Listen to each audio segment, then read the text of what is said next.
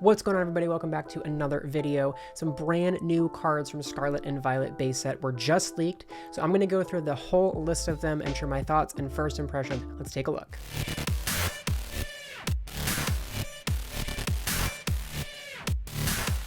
If this is the first you're hearing of these new cards, there's a few things you should know before we go too far. Starting in Scarlet and Violet base set, we are seeing the return of EX Pokemon. Now, this mechanic is similar to Vs and V-Stars, except the main difference being that these EXs evolve from non-rulebox Pokemon.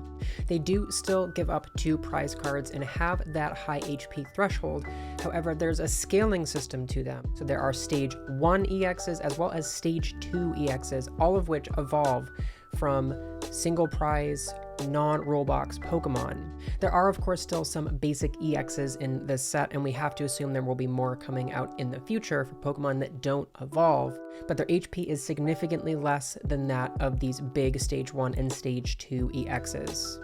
Scarlet and Violet base set will also see a brand new mechanic introduced into the game called terastallization. Now, we will get into the specifics of these as we go along. We don't know too much about them quite yet. All we know is that this little bar on top of this Arcanine EX shows some kind of ability that's not quite an ability, a little bit more similar to the ancient traits from Ancient Origins era, if you are familiar with those.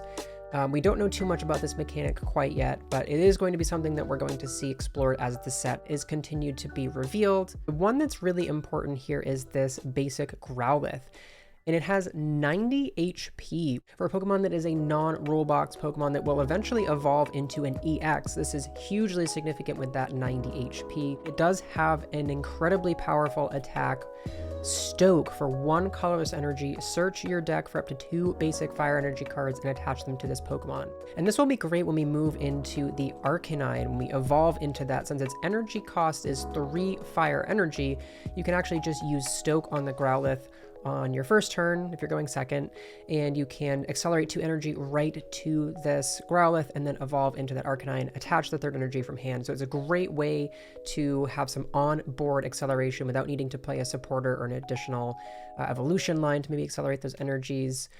Just seems like it will be good in the early turns of the game if this Arcanine EX is actually played, and I don't think it's that bad. We'll look at the attacks of this as well. So we have the Raging Claws attack, 2 fire energy, that does 30 damage plus 10 more for each damage counter on this Pokemon. Kind of like an outrage attack. This card is actually very similar to Reshizard from a few years ago, has almost the exact same attacks. Except the main difference on the big attack here is that Bright Flame for 3 fire energy does 250 damage, and you discard 2 fire energy from this Pokemon. So I don't see this being super meta breaking. I guess if there are a lot of fire break Pokemon, or if there's a way to accelerate fire energy that comes out in future sets. I don't really see this having a ton of playability right out of the gate. I guess we could play this with like some kind of Lost Zone engine deck and use Mirage Gate or something like that, but it doesn't seem like this will be hugely playable right out of release. But it does also have this Terrastall ability that's not quite an ability, and it just states that this Pokemon does not take any damage from attacks while on the bench. So it has its built-in mana fee for itself, which again, a lot of people on Twitter are talking about this and saying that they're extremely disappointed. But if this happens to be the Terrastall mechanic, that it is super disappointing. I have to agree with that. I don't think this will be the way that it continues. I think each Pokemon, maybe each different type even, will have different Terrastall abilities. So I don't really see this one as super indicative of how the rest of them will play out. Move on to the Magnezone EX. So this is one of the Stage 2 EX Pokemon. So you see it has 330 HP. It's kind of a behemoth, you know, it does remind us of those big VMAX Pokemon, but it does still only give up 2 prize cards. Again, the big drawback here is that it is a Stage 2 Pokemon, so it's a lot harder to get out, but you're rewarded because it has that much more HP. Looking at its attacks, it does have a 1 lightning energy attack. Energy Crush does 50 damage for each energy attached to all of your opponent's Pokemon. Not too bad for a single energy. You can kind of punish your opponent for overextending, but I don't see this as being hugely strong since it's so, again, it's a stage 2, so your opponent knows it's coming. You can't really just surprise put this Magnezone into play out of nowhere. And I don't really see, unless there's a deck, I guess maybe against like Palkia or things like that, if there's not really a better lightning type, but as of now, there are better lightning types. I don't see Magnezone EX being super great. Again, stage 2, better lightning attackers exist in the game. Its second attack though, 2 lightning for 200 damage, and it does 30 damage to itself. Not too bad of an attack, again, pretty efficient for only 2 energy.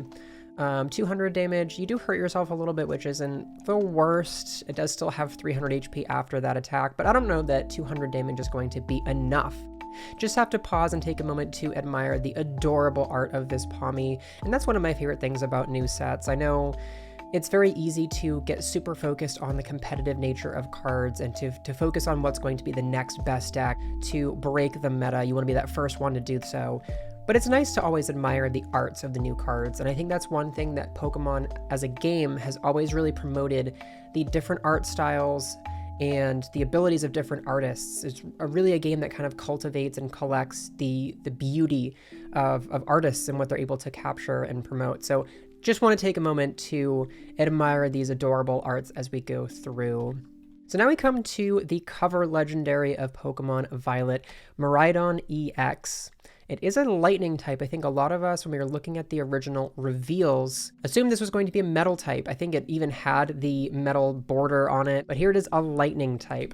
Now this Pokemon does actually seem pretty playable. It is a basic Pokemon, so you can just bench this without any kind of setup needed, and it has this ability Tandem Unit. Once during your turn, you may search your deck for 2 basic lightning Pokemon and put them onto your bench and shuffle your deck afterward. It does not specify that you cannot get another Miraidon, so you could actually go through, use a Miraidon, get 2 Pokemon, one of which being a second Miraidon, use that to get 2 more Pokemon. So you can set up your entire bench with this Tandem Unit right out of the gate. No setup needed outside of a single Quick Ball to just get the entire bench flooded with lightning Pokemon.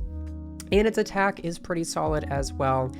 2 lightning and a colorless Photon Blaster, 220 damage, and during the next turn it can't attack, but it is also a basic Pokemon. And 220 damage is very strong.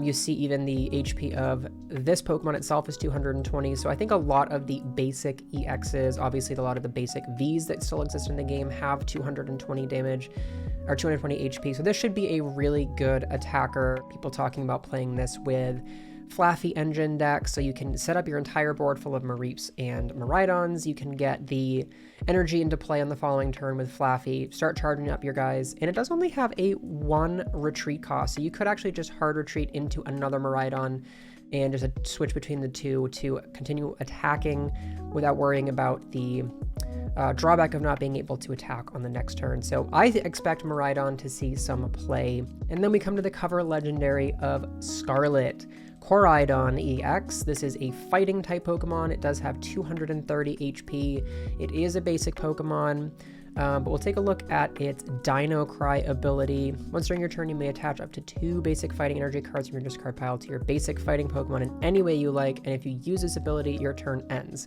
So now we're getting into the cards that I have not even seen on Twitter, so I'm learning about these as we go and sharing my first thoughts and first impressions with these. So my first impression of Dino Cry is that it is a very strong ability. Energy acceleration is super strong. We've always seen that. Obviously, the drawback of your turn ending from using the ability is a little bit annoying, but being able to get 2 energy into play like this with very little being needed, you can obviously just need to get the energy into the discard pile, but you could use something like a Radiant Ninja to discard those, Ultra Ball, Quick Ball, all of these cards that are still in existence that you can use to discard your energy cards and accelerate them. And then you can have a fully charged Koraidon EX on the second turn of the game. But I do think this is still going to be strong, and fighting types historically have been really good in the game, especially since you're looking kind of at these triangle formats of lightning being good because water's good, but then fighting's good because lightning's good. So you have these kind of, you know, triangular different kind of matchups and stuff like that, and fighting has historically had a lot of good support in the game. And then of course it does have a comparable attack to Miraidon in this Wild Impact, costs 2 fighting and a colorless, and does 220 damage, and then it can attack during your next turn. So once again, being able to take out any kind of basic Vs, maybe some lower HP EXs, especially the basic ones. We don't know really the full HP spectrum, although it does appear to be somewhere in the like 220, 230 range for basics, 280, 270-ish for stage 1s, and about 320-ish, 330 for the stage 2s. So we kind of have an idea of that.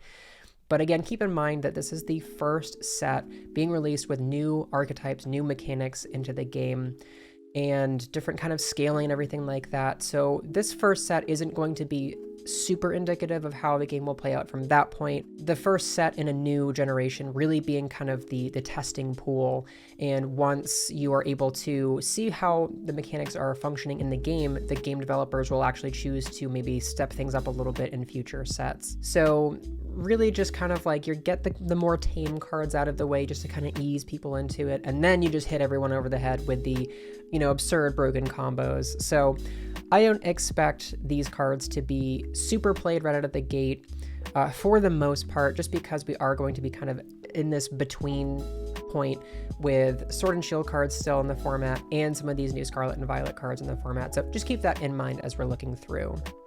Love little Lechonk here with that repulsive stench attack. We do see Professor's research coming back with the Churro and Sada.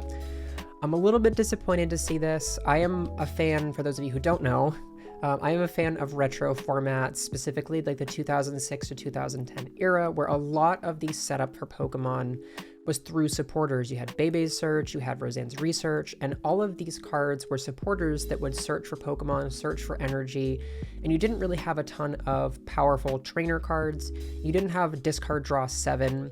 I probably sound like a boomer at this point, but I just want to put out there that, you know, it feels like having a card that is discard draw 7, a super powerful card in the format, it just kind of takes away a little bit from the game. It makes it feel a little bit faster, and I think if we were able to go back to a little bit slower, and that's what I kind of, myself and a lot of people were thinking with the evolving EXs again, with stage 2 and stage 1 EXs, that the format would be a lot slower. So a little bit disappointed to see research still being around. On the other hand, we are excited to see Ultra Ball come back. I think this means a lot of people can keep their secret rare Ultra Balls and what have you, but a great card for setup for getting Pokemon out of your deck. I think it's good to have solid, consistent Pokemon search in the game. I kind of almost preferred it when we had Nest Ball, and even just like thinking of cards like Evolution, Incense, Level Ball, cards that are a little bit more restrictive, that it makes you think about the counts individually, prioritizing which cards you want to find and which cards you want to use in deck building. While it's great to have it in the format, I would almost prefer to see different kind of Pokemon search cards at the forefront, but still great to have a consistent card like Ultra Ball. We do have Beach Court, so this is going to be a very playable stadium right away. Much like the old Sky Arrow Bridge, it has the retreat cost of each player's basic Pokemon is colorless less, 1 colorless less. So if you are playing a Comfey Engine Lost Zone deck, you can put out this Beach Court, and then your Comfeys have free retreat. Imagine not needing to attach an energy and retreat and being able to put that energy somewhere else in your Lost Zone deck, and just the tempo you can gain from doing that. So the Beach Court, I think, is going to be super playable right out of the gate. Again, I think it will be most played in the Lost Zone Engine decks. They do already play a ton of trainers like Scoop Up Nets and Switch Cards, what have you, but just being able to have maybe 1 or 2 Beach Court in there so you can just free retreat your Comfeys seems really, really impactful. I love this art. Sprigatito is adorable, and we love her. So now we're coming to another EX, this Lucario EX. Does have 260 HP, is a stage 1 EX. And its attacks, low kick, fighting colors for 60, not super impactful, nothing really to look at there. But then the second attack here, fighting colorless, Aura Sphere for 160, and this attack does 50 damage to one of your opponent's bench Pokemon. Obviously you don't apply weakness or resistance for bench Pokemon. It does cost a little bit of an awkward energy attachment, since you can't just go like fighting double turbo. But 160 and 50 snipe is pretty solid. Again, I don't really know what this would fit into. I don't think it's strong enough to be a deck on its own. The versatility of it being a stage 1 EX Pokemon that has a pretty reasonable attack and pretty manageable attack. This could see some fringe play, more as kind of a partner to something else I could even see like an Arceus Lucario deck or something like that. We do have another Stage 2 EX Pokemon in this Ampharos EX with that 330 HP.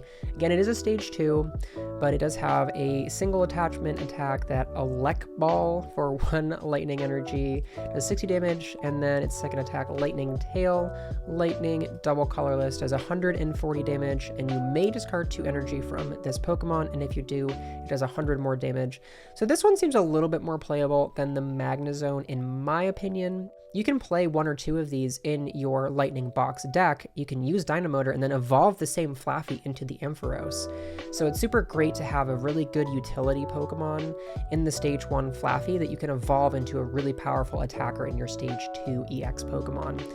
And because the drawback is discarding 2 energy from the Pokemon, you can just put this energy right back into play on the following turn, and 240 is a lot better than 220. You can boost that up to 270 with Choice Belt. There are other cards and other ways that you can kind of manipulate that with the Zapdos from Pokemon Go. You can push that to 280. So I think that this Ampharos EX will see a lot more play than any of the other Stage 2s we've seen so far. And we come now to another basic Pokemon EX in the Mimikyu.